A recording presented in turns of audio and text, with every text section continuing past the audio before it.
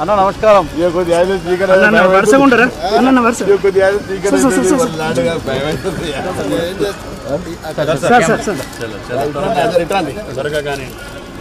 Camera అందరం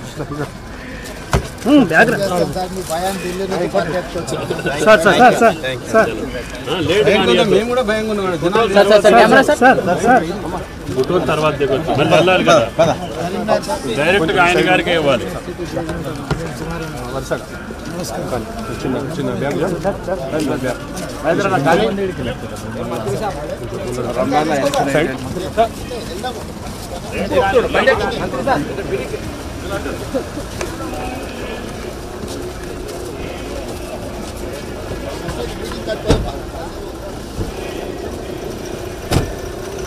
meeting cut వస్తున్నాం sir.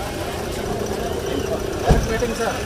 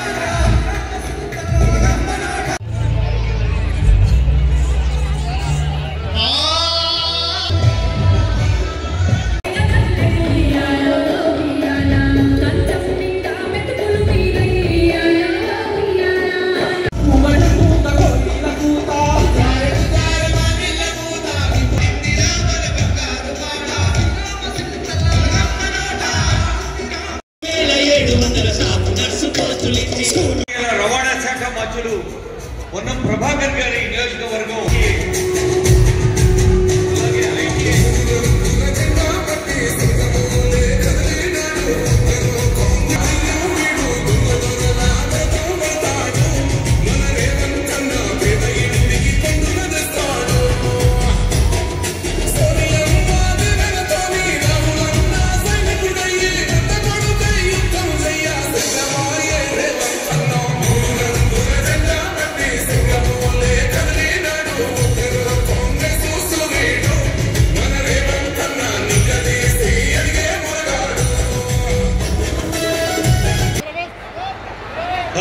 Ponnam Prabhakar గారు ఇప్పుడే వివిధ అభివృద్ధి కార్యక్రమాలకి శంకుస్థాపన చేయడం జరిగింది.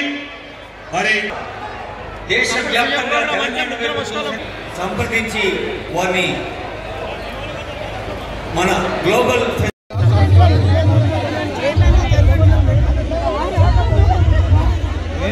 జరిగింది. మేము ఎందుకు చెప్తా ఉన్నామంటే ఎప్పుడు ఏదో పని చేయాలి నియోజకవర్గానికి. సంక్షేమ గౌరవ మాజీ శాసనసభ్యులు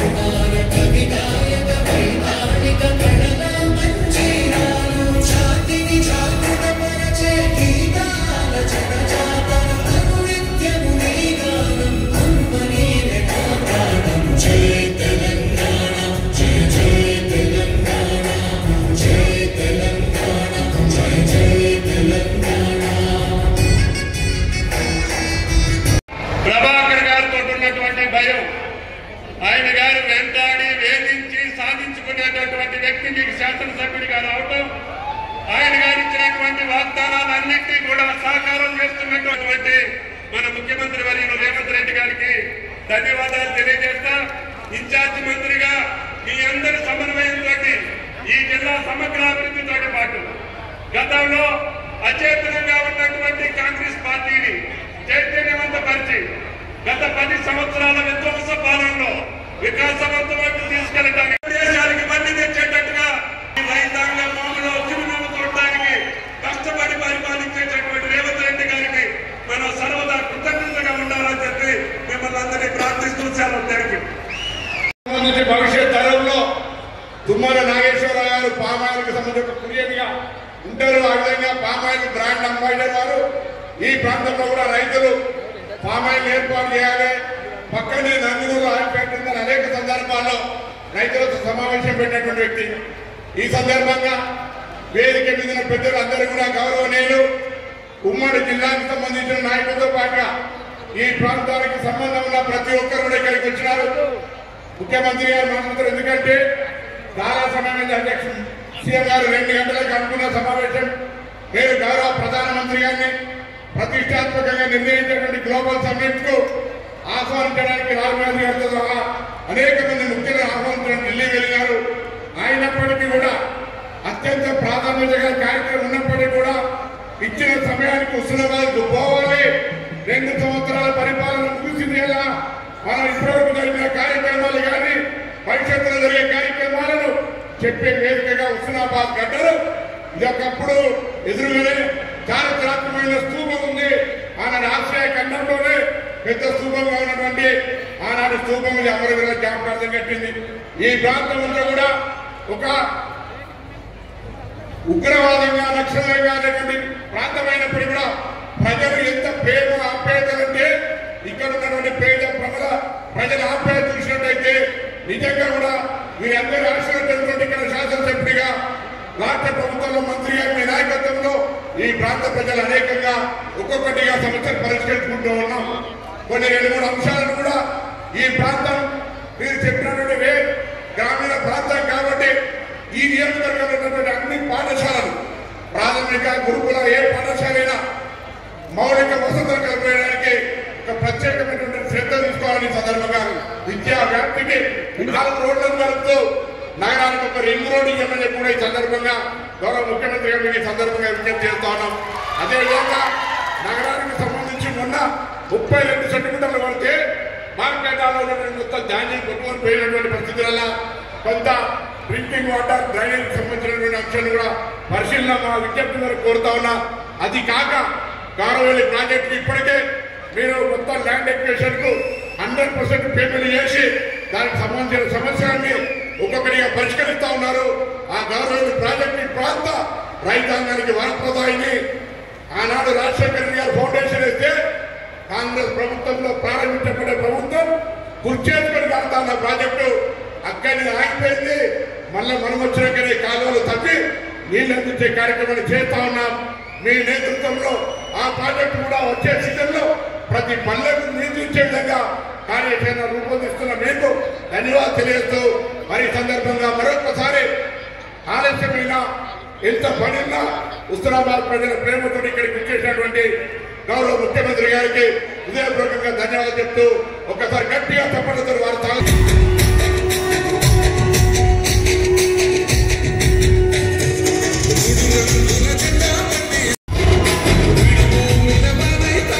చూపిస్తున్న అభిమానానికి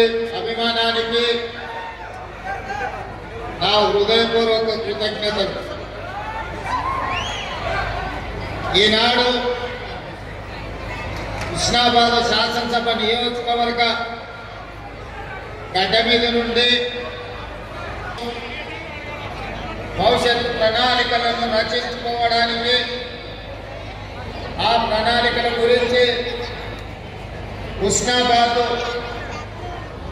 కుటుంబ సభ్యులందరికీ వివరించడానికి మీ అభిమాన నాయకుడు పన్నాం ప్రభాకర్ గారి అధ్యక్షతన ఈ సమావేశాన్ని ఏర్పాటు చేసి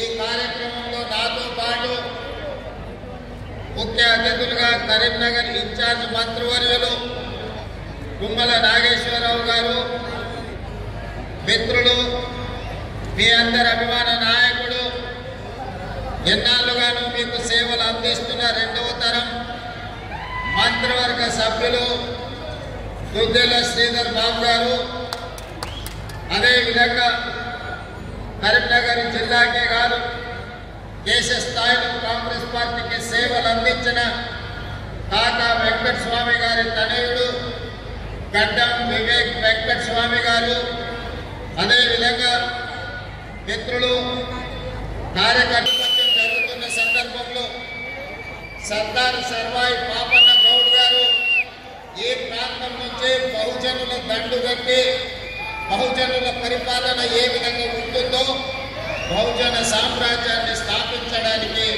పునాదులు వేసింది ఉస్నాబాద్ ప్రాంతం నుంచి అని చెప్పి ఈనాడు మనం గుర్తు చేసుకోవాలి. అదేవిధంగా 60 సంవత్సరాల ఆకాంక్ష 4 కోట్ల ప్రజల యొక్క బలమైన ఆకాంక్షకు 2001లో ఈ ప్రాంతం నుంచే తెలంగాణ ఉద్యమం ఉవ్వెత్తున లేచి తెలంగాణ రాష్ట్ర సాధనకు ఈ ప్రాంతం కరీంనగరే అండగా నిలబడ్డది. అందుకే 2004న శ్రీమతి సోనియా గాంధీ గారు ఈ కరీంనగర్ గడ్డ మీద నుంచే తెలంగాణ 4 కోట్ల ప్రజలకు ఇచ్చిన మాట నిలబెట్టుకొని 2014న తెలంగాణ రాష్ట్రాన్ని కలను నిజం చేసి ఈనాడు తెలంగాణ రాష్ట్రంలో సగర్వంగా మనము తల ఎత్తుకునే విధంగా ఈ కార్యక్రమాన్ని ఈరోజు మనం నిర్వహించుకుంటున్నాం. ఈ తెలంగాణ రాష్ట్ర సాధనలో బహుజనుల యొక్క పరిపాలన అందించడంలో ఉస్నాబాద్ కరీంనగర్ జిల్లా పాత్రను అందరూ గుర్తు చేసుకోవాల్సిన సందర్భం. మరి ఈనాడు ఇంత సమయమైనా మీరు దాదాపు 3-4 గంటల నుంచి మా అక్కలు మా ఆడబిడ్డలు చాలా మంది ఇక్కడికి వచ్చి మమ్మల్ని ఆశీర్వదించడానికి ఎంతోసేపు ఎదురు చూసింది. కానీ 2 సంవత్సరాల ఉత్సవాలను పూర్తి చేసుకోబోతున్న మనం ఢిల్లీకి వెళ్ళి పెద్దల్ని, ముఖ్యంగా మన 60 సంవత్సరాల యొక్క ఆకాంక్షను నెరవేర్చిన గొప్ప నాయకురాలు శ్రీమతి సోనియా గాంధీ గారికి ఆహ్వాన పత్రికను అందించి వారి ఆశీర్వాదం తీసుకొని మల్లికార్జున ఖర్గే, రాహుల్ గాంధీ, ప్రియాంక గాంధీతో పాటు ఈ దేశ ప్రధానమంత్రి నరేంద్ర మోడీ గారికి, ఇతర మంత్రులకు తెలంగాణ రాష్ట్రం డిసెంబర్ 8-9 నాడు జరుపుకోబోయే తెలంగాణ రైజింగ్ గ్లోబల్ సమ్మిట్ కు సంబంధించిన ఆహ్వాన పత్రికను అందించడమే కాకుండా భవిష్యత్తు కోసం ఏ విధంగా తెలంగాణ అభివృద్ధి ప్రణాళికలు రచించుకుంటుందో వారందరికీ ఈరోజు వివరించడం జరిగింది. ఈనాడు మిత్రులారా, డిసెంబర్ 3కు ఒక ప్రత్యేకత ఉన్నది. డిసెంబర్ 3, 2023 నాడు 10 సంవత్సరాల పరిపాలన మీద ఆధిపత్యంతో ప్రజలని చెరబట్టి హింసిస్తున్న ప్రభుత్వానికి చరమాంకం పలికి మీ ఓటునే ఆయుధంగా మార్చి ఆనాటి దుర్మార్గమైన పాలనను అంతమొందించి ప్రజా పాలనను మీరందరూ తీసుకురావడం జరిగింది. అదే కాదు, డిసెంబర్ 3కి ఇంకొక ప్రత్యేకత ఉంది. తెలంగాణ మలిదశ ఉద్యమానికి ఉవ్వెత్తున ఊపిరిలోని ఉద్యమాన్ని పతాక స్థాయికి తీసుకెళ్లిన శ్రీకాంతాచారి వర్ధంతి కూడా ఈ డిసెంబర్ 3 తారీఖు నాడే. అందుకే శ్రీకాంతాచారి స్ఫూర్తితో నేను మరణించినా సరే, నా కుటుంబం నష్టపోయినా సరే, నా కుటుంబం కష్టపడ్డా సరే, తెలంగాణ నిరుద్యోగ యువతకు ఉద్యోగ ఉపాధి అవకాశాలు రావాలి, వాళ్ళ జీవితాలలో వెలుగులు నిండాలి అని ఆనాడు శ్రీకాంతాచారి ఆత్మ బలిదానం చేసుకొని ఈ తెలంగాణ రాష్ట్ర ఏర్పాటుకు ఒక గొప్ప స్ఫూర్తినిచ్చింది. అందుకే శ్రీకాంతాచారి స్ఫూర్తితో కాంగ్రెస్ పార్టీ అధికారంలోకి వచ్చిన మొదటి సంవత్సరమే రాష్ట్ర ప్రభుత్వంలో 60,000 ప్రభుత్వ ఉద్యోగ ఖాళీలను భర్తీ చేసి ఈ తెలంగాణ ఉద్యమం ఉద్యోగాల కోసమే అన్న సంగతిని ఆనాడు నిరూపించి మొదటి సంవత్సరంలోనే 60,000 ఉద్యోగాలు ఇవ్వడం జరిగింది. ఇప్పుడు ఇంకొక 40,000 ఉద్యోగాల కోసం ప్రణాళికలు రచిస్తున్నాం. తొందరలోనే ఇంకా 40,000 ఉద్యోగాలు ఇచ్చి 2.5 సంవత్సరాలు పూర్తి చేసుకునే లోపల 1,00,000 ఉద్యోగ ప్రభుత్వ ఖాళీలను భర్తీ చేయడం ద్వారా ఇది ప్రజా ప్రభుత్వం ప్రజల కోసమే పనిచేస్తుంది, ప్రజల ఆకాంక్షలను నెరవేరుస్తుందని ఈనాడు మనం నిర్ణయం మీకందరికీ తెలుసు, ఈ భారతదేశ మొట్టమొదటి ప్రధానమంత్రి ఆనాడు దేశం అభివృద్ధి జరగాలి అంటే ఈ దేశంలో ఉన్న నిరక్షరాస్యతను తొలగించాలి, ఈ దేశంలో ఆకలి కేకలతోని ఆత్మహత్యలు చేసుకుంటున్న ఈ ప్రజలకు కడుపు నిండా పట్టెడు అన్నం పెట్టాలన్న ఆలోచనతోటి ఎడ్యుకేషన్ ఇరిగేషన్ విధానాన్ని ఆనాడు పండిత్ జవహర్లాల్ నెహ్రూ గారు ప్రవేశపెట్టింది. వారి స్ఫూర్తితోనే ఈనాడు మన ప్రభుత్వం నడుస్తుంది. అందుకే శాతవాహన యూనివర్సిటీకి అవసరమైన ఇంజనీరింగ్ కాలేజ్, లా కాలేజీలో ఈ కావాల్సిన నిధులను ఈరోజు మంజూరు చేయడం జరిగింది. ఇదే కాదు, ఈనాడు మాట్లాడుతూ 1,00,000 కోట్లు పెట్టి కాళేశ్వరం కట్టినమన్నారు. ఆ కాళేశ్వరం కాస్త కూలేశ్వరం అయ్యి అక్కడ నిటారుగా నిలబడ్డది కూలిపోయిన కాళేశ్వరం. కానీ ఈనాడు కరీంనగర్ రైతాంగం ముందు నేను ప్రస్తావించదలుచుకున్నా, ఇక్కడ కట్టిన ఎస్ఆర్ఎస్పి ఆనాడు పండిత్ జవహర్లాల్ నెహ్రూ గారు మొదలుపెట్టి కడితే ఈనాటి వరకు మనము మంత్రులు ముఖ్యమంత్రులు అయినా ఎస్ఆర్ఎస్పి ద్వారానే ఈరోజు కరీంనగర్ ప్రాంతానికి వరంగల్ ప్రాంతానికి లక్షలాది ఎకరాలకు నీళ్లు ఇస్తున్నాయి. మనం కట్టిన ఎస్ఆర్ఎస్పి ఎట్లుందో బీఆర్ఎస్ లో కట్టిన కాళేశ్వరం ఎట్లుందో ఒక్కసారి ఆలోచన చేయండి. ఇదే కాదు, కాకినాడ నుంచి మొదలు పెడితే నాగార్జున సాగర్ శ్రీశైలం వరకు ఈ ప్రాజెక్టులన్నింటినీ కూడా ఆనాటి మన పాలకులు మన ప్రధానమంత్రులు కట్టినాయి. ఈ రోజు దేశానికి సేవలు అందిస్తున్నాయి. ఈ దేశమే ఎంతో ఆహార ఉత్పత్తిని పండించే దేశంలోనే వరి ఈరోజు అత్యధికంగా పండించి దేశంలోనే మొదటి స్థానం తెలంగాణ వరి ఉత్పత్తిలో వచ్చిందంటే మనం కట్టిన నాగార్జున సాగర్, మనం కట్టిన శ్రీశైలం, మనం కట్టిన శ్రీరామ్ సాగర్, మనం కట్టిన భీమా, కోయిల్ సాగర్, నెట్టంపాడు, సీతారామ సాగర్, ఇందిరా సాగర్ లాంటి ప్రాజెక్టులు, జూరాల ప్రాజెక్టులు ఆనాడు మనం కట్టినాం. కాబట్టి ఈ రోజు దేశంలోనే అత్యధికంగా వరిని పండించే రాష్ట్రాన్ని మనం రాణించినాం. పెద్దలు తుమ్మల నాగేశ్వరరావు గారు చెప్పినట్టు వచ్చిన ఎంబడే 21,654 కోట్ల రూపాయలు 25,35,000 రైతు కుటుంబాలకు 2 లక్షల రూపాయల వరకు రైతు రుణమాఫీ చేసి దేశంలోనే తెలంగాణ రాష్ట్రం ఇది రైతు రాజ్యంగా, వ్యవసాయం అంటే దండుగ కాదు, వ్యవసాయం అంటే పండుగని నిరూపించి రైతు రుణమాఫీ చేసిన ఘనత మన ప్రభుత్వం. ఇవాళ రైతు భరోసా ద్వారా 9 రోజుల్లో 9,000 కోట్లు 70 లక్షల పైగా రైతుల ఖాతాలలో 9 రోజులు ఇక్కడ మా అక్కలు ఆడబిడ్డలు అక్కలు పండుగనాడు అమ్మగారికి పోవాలన్నా లేకపోతే అమ్మవారిని దర్శించుకోవాలన్నా ఇంటాయన కన్న కొడుకున్న కిరాయి పైసలు ప్రభాకర్ గారి మంత్రివర్గంలో ఈరోజు ఆడబిడ్డలకు ఉచితంగా బస్సు ప్రయాణం. అందరూ అనుకుంటుండొచ్చు మా అక్కలు ఉచిత బస్సులే తిరుగుతున్నారని. ఉచిత బస్సులో తిరగడం కాదు, మా అక్కలకు 1000 బస్సుల యజమానులను చేసినాం. ఇవాళ స్వయం సహాయక సంఘాలు బస్సులు కొని ఆర్టీసీకి కిరాయి పెట్టి వందలాది బస్సులకు ఇవాళ మా ఆడబిడ్డలు యజమానులై అదాని అంబానీలు ఉత్పత్తి చేసే సోలార్ పవర్ ప్లాంట్లు ఈరోజు మా ఆడబిడ్డలకు ఇచ్చినాం. ఇదే కాదు, అడిగిన వాళ్ళందరికీ రేషన్ కార్డు ఇచ్చినాం. ఆయన ప్రభుత్వంలో రేషన్ కార్డు కావాలంటే అదో పెద్ద పైరవి దొరకు అడిగినంతలా చేతులు కట్టుకుని నిలబడాల్సిన పరిస్థితి. కానీ మనం వచ్చిన తర్వాత అడిగిన ప్రతి కుటుంబానికి, పెళ్ళైన ప్రతి ఆడబిడ్డకు అమ్మగారింటి నుంచి అత్తగారింటికి పోతే రేషన్ కార్డు అప్పటికప్పుడే ఇచ్చి ఆ కుటుంబాలను ఆదుకున్నాం. ఆనాడు పొట్టు బియ్యం ఇస్తే పశువులకు దాన పెట్టేది. కానీ ఇవాళ మనం ప్రతి వాళ్లకు 3,10,00,000 మందికి సన్న బియ్యం. అందుకే ఇవాళ పేదవాళ్ళు ప్రశాంతంగా ఉండాలి అంటే ప్రతి పేదవాడి ఇందులో వెలుగులు నిండాలి అని ఈరోజు 200 యూనిట్ల వరకు ప్రతి పేదవాడి కుటుంబంలో దాదాపు 50 లక్షల కుటుంబాలకు 200 యూనిట్లు ఈనాడు ఉచితంగా కరెంట్ ఇస్తున్నాం. ఇదే కాదు, ఇల్లు లేని వాళ్ళకు ఇల్లు ఇవ్వాలని ఇందిరమ్మ ఇల్లు ఇప్పటికే 4.5 లక్షల ఇల్లు మంజూరు చేసినాం. 22,500 కోట్ల రూపాయలు ఈరోజు పేదల ఇళ్లకు ఖర్చు పెడుతున్నాం. ప్రతి గ్రామాన ఇవాళ ఇందిరమ్మ ఇల్లు నిర్మించుకుంటున్నారు పేదవాళ్ళు. అందుకే ఈనాడు ఆడబిడ్డల మంచి కోసం, రైతుల మేలు కోసం, నిరుద్యోగ యువత యొక్క భవిష్యత్తు కోసం తెలంగాణ రాష్ట్రాన్ని అభివృద్ధి పదం వైపు నడిపించుకుంటున్నాం. అందుకే 2 సంవత్సరాలు పూర్తి చేసుకుంటున్న సంబరాలు చేసినాం. ఈరోజు ఒక్క మాట అడగదలుచుకున్నా హుస్నాబాద్ నియోజకవర్గ ప్రజలు. ఒక పక్కన గజ్వేల్ ఉంది మీకు, ఇంకో పక్కన సిరిసిల్ల ఉంది, ఆ పక్కన సిద్దిపేట ఉంది.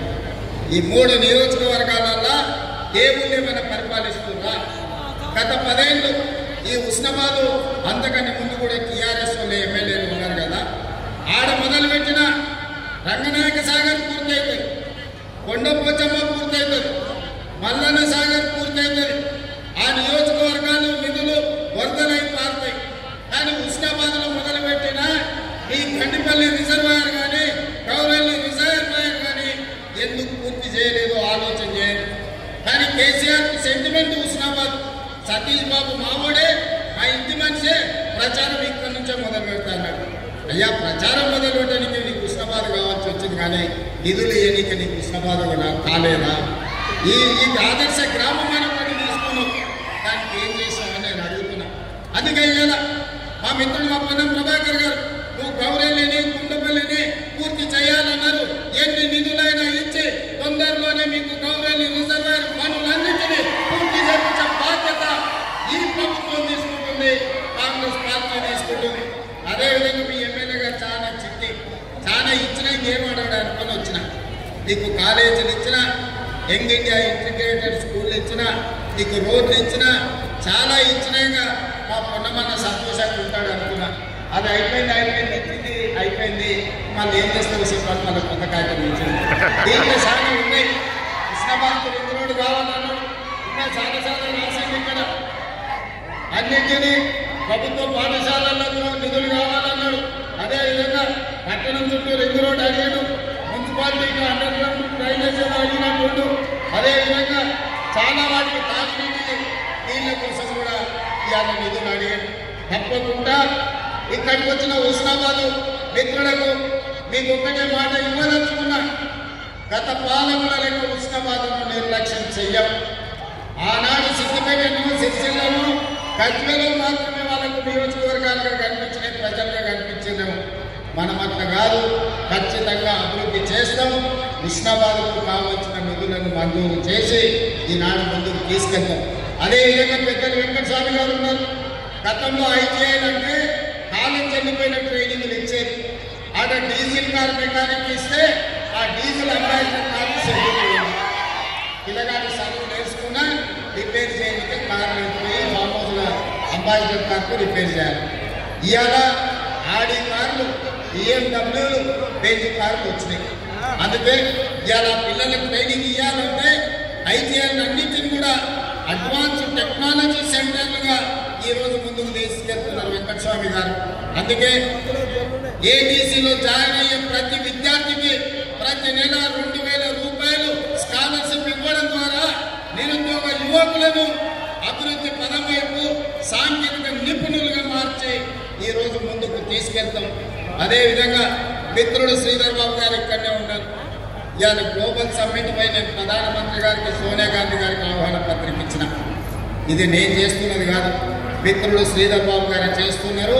వారి నాయకత్వంలోనే భారత్ ఫ్యూచర్ సిటీలో ఈరోజు తెలంగాణ విజన్ డాక్యుమెంట్ మనం తెస్తున్నామంటే పెద్దలు శ్రీధర్ బాబు గారు అండగా నిలబడి పరిశ్రమలు, ఐటీ కానీ ఇండస్ట్రీస్ను పెట్టుబడులు తీసుకొచ్చి ఈరోజు మన రాష్ట్రాన్ని అభివృద్ధి పథం వైపు నడిపించడానికి వారందరూ సహకరిస్తున్నారు. అందుకే మిత్రులారా, ఇంత ఆలస్యమైన మీతో కలవాలి, మీతో మాట్లాడాలి, ఆశీర్వదించిన మీతో మన సంతోషాన్ని పంచుకోవాలి. అదేవిధంగా సర్పంచ్ ఎన్నికలు రాబోతున్నాయి. రాష్ట్రంలో 10 ఏళ్ళ ప్రభుత్వం ఉంటే ఎవరికి డబుల్ బెడ్రూమ్ ఇల్లు రాలే. కానీ అదే మన ప్రభుత్వం 10 ఏళ్ళ 20 లక్షల ఇందిరమ్మ ఇల్లు కట్టి చూపిస్తారు. ఇవాళ మీకు రేషన్ కార్డు వచ్చినా, ఇవాళ మీకు సన్నబియ్యం వచ్చినా, ఇవాళ మీకు ఇందిరమ్మ ఇల్లు వచ్చినా, ఇవాళ మీకు సారి పేరు మీద చీర, ఇందిరమ్మ చీర మీకు వచ్చినా, ఇవాళ మీకు 200 యూనిట్ల కరెంటు వచ్చినా, ఇవాళ మీకు 21,000 కోట్ల రైతు రుణమాఫీ జరిగినా, ఇవాళ మీకు రైతు భరోసా కింద 9 రోజుల్లో 9,000 కోట్ల రూపాయలు వచ్చినా, ఇవాళ నిరుద్యోగ యువకులకు మొదటి సంవత్సరమే 60,000 ఉద్యోగాలు వచ్చినా, ఇట్లా చెప్పుకుంటూ పోతే చాంతాడంత లిస్ట్ ఉంది. ఇవన్నీ ఎందుకు వచ్చినాయంటే ఒక మంచి ప్రభుత్వం ఈరోజు పాలనలో ఉంది. మంచి ప్రభుత్వం ఉంటే రాష్ట్రం ఎట్లా అభివృద్ధి చెందుతుందో, ఒక మంచి వ్యక్తి గ్రామ పంచాయతీ సర్పంచ్ ఉంటే ఆ గ్రామం అభివృద్ధి చెందుతుంది. రాష్ట్రం అభివృద్ధి చెందాలంటే మంత్రివర్గం బాగుండాలి. గ్రామం అభివృద్ధి చెందాలంటే గ్రామ సర్పంచ్ వార్డు మెంబర్లు మంచోళ్ళు ఉండాలి. అంతే తప్ప మందు పోసిండను, వాటిని ఇచ్చిండను, పుల్లు తెచ్చిండను, ఏదైనా మన చిన్న చిన్న తప్పులు చేస్తే మనం గ్రామాలు దెబ్బతింటాయి. మంచోళ్ళని ఎన్నుకోండి, మంత్రులతో కలిసి పనిచేసేటోళ్ళని ఎన్నుకోండి, ఏదైనా ఈ ప్రభుత్వంతో కలిసిమెలిసి ఉండేటోళ్ళని ఎన్నుకోండి. కాళ్ళల్లో కట్టెలు పెట్టేటోడు ఉంటే వారికి రాజకీయంగా పనికొస్తుందేమో కానీ మీ గ్రామ అభివృద్ధికి నిధులు రావు. అందుకే ఈడున్న యువ మిత్రులను 10 ఏళ్ళు రాజకీయాలు పక్కన పెట్టాలి, మన సమస్యను పరిష్కరించుకుంది. అందరూ ఏకంగా మీ గ్రామాలలో వీలైనంత మేరకు ప్రజలు ఒప్పించే కార్యక్రమం చేసుకోండి. లేదా మంత్రులతోని ఎమ్మెల్యేలతోని కలిసి పనిచేసే సర్పంచులను కల్పించుకోండి. అప్పుడు మన గ్రామాలకు నిధులు వస్తాయి. కేంద్రం నుంచి కొట్లాడైనా రాష్ట్ర ప్రభుత్వం నుంచి అత్యధికంగా నిధులు గ్రామాలకు విడుదల చేసే బాధ్యత నేను తీసుకుంటాను. మరి మీరు మాత్రం మంచి వాళ్ళను, ప్రజలతో మంచిగుండే వాళ్ళని సర్పంచులుగా ఎన్నుకోండి. ఒకవేళ సర్పంచ్గా కిరికిరిగాడు వచ్చిందంటే మన కాలం 5 ఏళ్ళు చూస్తుంటేనే కళ్ళ ముందర కరిగిపోతుంది. ఎక్కడైనా మన చుట్టం ఉంటే ఉండొచ్చు, ఏడ బావ అన్నా సరే కానీ వంకాయ తోట కాడ బావ అనొద్దని ఎక్కడికి పెద్దోళ్ళే చెప్పారు. అవునా? ఇంకా ఒకడొకడు ఉంటాడు, వాడు 3 ఏళ్లకు 33 దొడ్లు ఉన్నాయని పొంకనాలు చెప్పేటోడు వస్తాడు. ఇంకేం పెడతామని అడిగేదాన్ని మీ ఊర్లన్నీ. అందుకే ఉద్యోగంలోని మంచి ఆలోచనలోని గ్రామాన్ని అభివృద్ధి చేయాలన్న పట్టుదల ఉన్నోని స్థానికంగా మంత్రులతో కలిసి పనిచేసేటోళ్ళను, మంత్రుల దగ్గర కూర్చొని నిధులు తెచ్చుకునేటోళ్ళను. ఇవాళ ఉస్మానాబాద్కి ఎందుకు వచ్చినాయి నిధులు? పొన్నం ప్రభాకర్ ఎమ్మెల్యే ఉన్నట్టు మంత్రులు ఉన్నాడు కాబట్టి ముఖ్యమంత్రి దగ్గర వచ్చి కూర్చొని నిధులు తెచ్చాడు.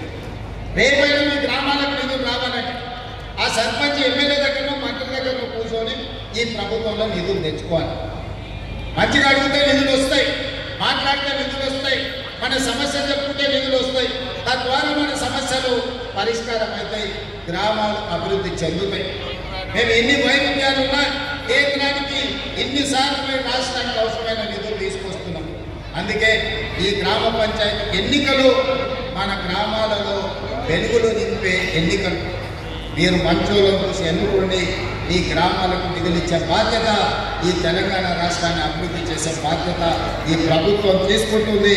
ఇంత ఆలస్యమైన ఇన్ని వేల మంది ఉండి ఆశీర్వదించడానికి వచ్చినందుకు మీకు అందరికీ ధన్యవాదాలు, కృతజ్ఞతలు తెలియజేస్తూ సెలవు తీసుకుంటున్నాను. ధన్యవాదాలు.